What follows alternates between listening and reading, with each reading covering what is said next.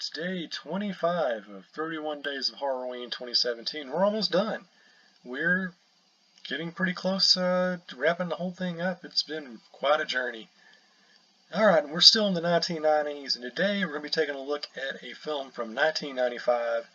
It is a film considered by many people to be the directorial magnum opus of Clive Barker. It's Lord of Illusions. And, before you get into this movie, I talk about Clive Barker as a director and a writer. I've never really read any of his books, so I can't tell anything about that, but I have seen his movies. And how rare is it that you see a guy who writes his own material and directs it, and it's actually good, as Stephen King has shown us time and time again. That said, I'm not really a huge fan of Clive Barker's work. I think Hellraiser is a great, great movie. Hellraiser 2 is kind of a guilty pleasure. We didn't direct that one. But everything else he's done, I think, has been kind of overrated. I don't think Candyman's that great of a movie. I don't think Nightbreed is a good movie, whatsoever. But this one, this is the movie where, after he made all that money off Hellraiser and Candyman, this is the movie he wanted to make. This is the movie we went to, who produced it? I can't remember which film studio. United Artists produced it. So basically he said, look, I made Pinhead, I made Candyman, I made a whole bunch of money. This is the movie I want to make. This is my Heaven's Gate. This is my passion project. And it comes together in 1995. And all in all, it's not a bad movie. I enjoyed it a whole lot more than I thought it would. I've never actually seen it before, so I'm catching up to it on this one. So basically it's about a character named Harry D'Amour, and that's a recurring character in Clive Barker's work. He's basically like a supernatural PI. And this movie, it's about a guy named Nix who has a cult out in the desert, and he apparently dies in some sort of freak accident.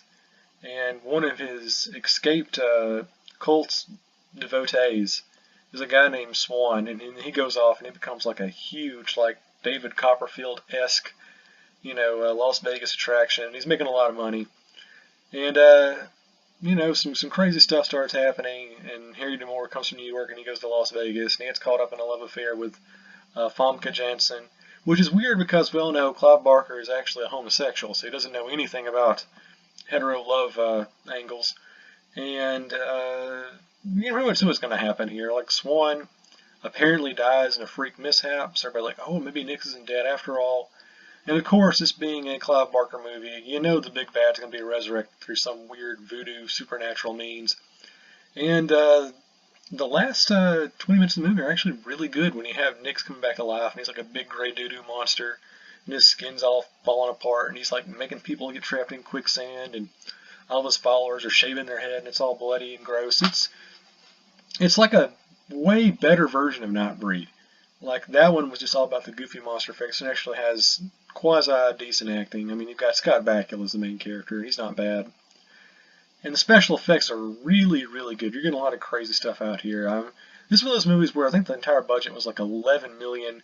I want to guess about 10.5 went toward just the special effects budget alone, because there's a lot of blood, a lot of guts, a lot of stuff blowing up. It's entertaining. It's not a great, great movie, but it's certainly well above average. And if you've never seen it, you might want to check it out, because it's actually a pretty entertaining, surprisingly decent movie. Alright, well, not a whole lot more to say about that one. Using our patented tofu dog rating system, I'm going to give it a very solid 3 tofu dogs out of 4, so it is worth going out of your way to see. Well, not worth going out of your way to see. If it's on TV, you might as well watch it if nothing else is going on. It's pretty good. You won't hate it.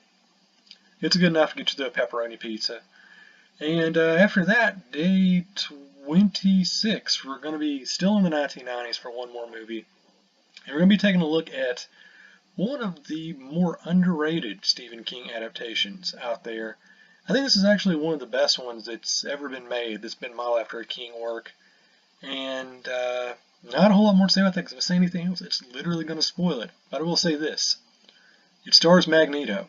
So that's, okay, I totally spoiled it for you, so I'm not even going to bother. Alright, that's day 25. We got day 26 coming up tomorrow, and I will be seeing you shortly. As always, if you can't do anything else in life, stay spooky, kids. Stay spooky.